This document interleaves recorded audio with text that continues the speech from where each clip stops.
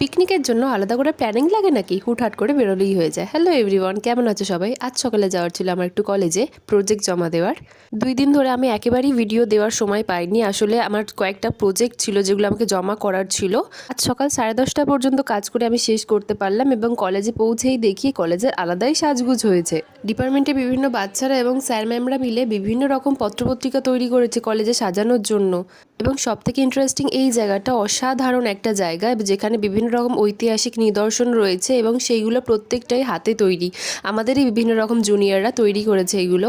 এবং এই ম্যাপটাও তৈরি করেছে কলেজের জুনিয়রটা। কলেজে নাকি ন্যাক এসেছিল, তার জন্যই এত সাজুগুজু হয়েছে। যাই হোক, খুব সুন্দর করে সাজানো হয়েছে। আর এই হলো আমাদের ডিপার্টমেন্টে তখন অন্যান্য স্টুডেন্টের ক্লাস হচ্ছিল। একটা ছোট গ্লিমস দেখাচ্ছে আমাদের ডিপার্টমেন্টের ভিতরের অংশটার। আমরা প্রজেক্ট তখন জমা দিচ্ছিলাম এবং সেই সুযোগে আমি একটা ক্লিপ নিয়ে নিয়েছি। পরদিন গিয়ে না হয় একটু ভালো করে ভিডিও করে আনবো।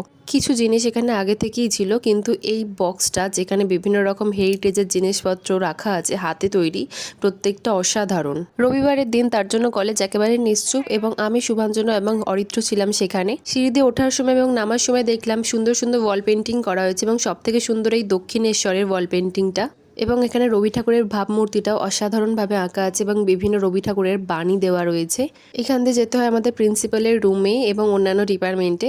আমরা দেখতে দেখতে এলাম, নিচে এই কিউট দুটো ভাই বোনের ছবি ছিল এবং এইখানে বাঙালি সংস্কৃতিকে তুলে ধরার চেষ্টা করা হয়েছে, যেটা সম্পূর্ণ হাতে আঁকা। তো ব্যাস এইভাবেই আমি ক্যাপচার করতে চেষ্টা করলাম আমার কলেজটাকে। এবং এইখানে প্রত্যেক দিন নতুন নতুন বাণী লেখা থাকে। বাইরে আমার মা ওয়েট করছিল, তো শুভাঞ্জনা এবং অরিত্রকে বাই করে দিয়ে আমরা চলে যাচ্ছিলাম। আমাদের কোনো প্ল্যান ছিল না ঘুরতে যাওয়ার, কিন্তু হঠাৎ করে বাসে উঠে বললাম এবং চলে গেলাম বেলুড় মঠ। কিন্তু এটা কি, বেলুড় মঠে এত ভিড় হয়েছিল সেই দিন ভিড় হওয়ার কারণ হচ্ছে শ্রীরামকৃষ্ণের জন্মতিথি উপলক্ষে সেখানে মেলা বসেছিল এবং আজ ছিল তার শেষ দিন। যাই হোক, আমি এবং মা পৌঁছে গেলাম সেখানে।